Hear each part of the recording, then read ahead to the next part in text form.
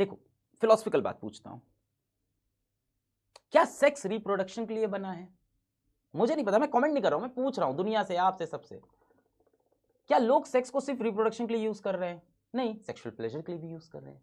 अब अगर आप सेक्सुअल प्लेजर के लिए यूज कर रहे हो सेक्स को, if you are doing this sexual intercourse coitus for sexual pleasure, तब तो आप नहीं चाहोगे कि फर्टिलाइजेशन हो, तब तो आप बच्चा नहीं चाहोगे। तो इस केस में आप चाहोगे कुछ फर्टिलाइजेशन ना हो, तब आपको कॉन्ट्रासेप्टिव मेथड अपनानी हो। कॉन्ट्रासेप्टिव मतलब फर्टिलाइजेशन ना हो, भाई रोक ले इस चीज को। दूसरी चीज ये हो सकती है, एनसीईआरटी में पता नहीं क्यों लिखा है, आप सोचो, एनसीईआरटी कह रही है हो सकता है आप अपने दोस्तों के प्रेशर में जाके सेक्सुअल इंटरकोर्स कर लो। आई डोंट नो ऐसे दोस्त कहाँ हैं, किसके हैं, मेरे नहीं थे, ठीक है।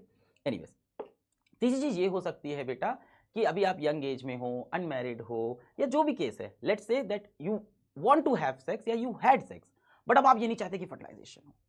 तो कई ऐसी सिचुएशन हो सकती है जब आप बच्चा तो नहीं चाहते हो, पर सेक्स उसका पार्ट बन रहा है आपकी लाइफ का, but you don't want a baby. अब इसके अलग अलग सर्कमस्टांसेस हो सकते हैं कि घर में मम्मी पापा प्रेशर डाल रहे हैं, बच्चा पैदा कर लो, बच्चा पैदा कर लो। इसका ये भी हो सकता है कि एक इंसान के ऑलरेडी 4 बच्चे हो गए, वो कह रहा है यार कितने बच्चे और पैदा करें यार, अब हो गया यार, और बच्चे नहीं पैदा करें, मैं पाल ही नहीं पाऊंगा। तो बहुत सारे रीजन हो सकते हैं इसमें। एग्जाम में अपने आप फिलोसफिकल कहानी लिखना, नंबर मिल जाएंगे, है ना, इस चीज में आप तेज हो।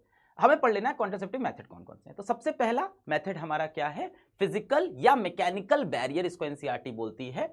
इसमें जो एग्जाम्पल है दैट इज कॉन्डम। तो कॉन्डम क्या होता है आपको पता है, एक पॉलीमर का आपके पास शीट होता है जिसको आप पेनिस के ऊपर चढ़ा लो। सबसे इजीएस्ट मेथड माना जाता है, ज्यादा इसमें झाम नहीं है। इजीली अगर पूछ ले कि फिजिकल मेथड ही सबसे बेस्ट क्यों है कॉन्ट्रासेप्टिव मेथड, क्योंकि बेटा इजीली मिल जाता है, सस्ता है, कहीं भी मिल जाता है, इजीली अवेलेबल है ना। तो इसलिए कॉन्डम इज बेस्ट कहा जा सकता है। एक अच्छा, बेस्ट नहीं कहूंगा, एक अच्छा सेफ तरीका है। तो एक तो बेटा कॉन्डम क्या हो गया, आपके पेनिस के ऊपर चढ़ गया, अब आप वजाइना के अंदर जाके स्पर्म रिलीज भी करोगे तो वो कॉन्डम के अंदर रह जाता है।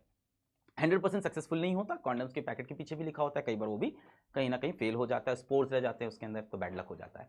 दूसरी चीज बेटा, कॉन्डम का एक और फायदा है, क्या आपको एसटीडी से बचाता है, सेक्सुअली ट्रांसमिटेड डिजीज से। इसलिए बोला जाता है if you are having multiple sex partners then you should always use condoms, क्योंकि पता नहीं आपके जो सेक्स पार्टनर हो वो किसके साथ और सेक्सुअल इंटरकोर्स कर रहे हो, वो किसके साथ और सेक्सुअल इंटरकोर्स कर रहे हो, ना जाने कैसी सेक्सुअल डिजीजेस लेके लोग टहल रहे हो।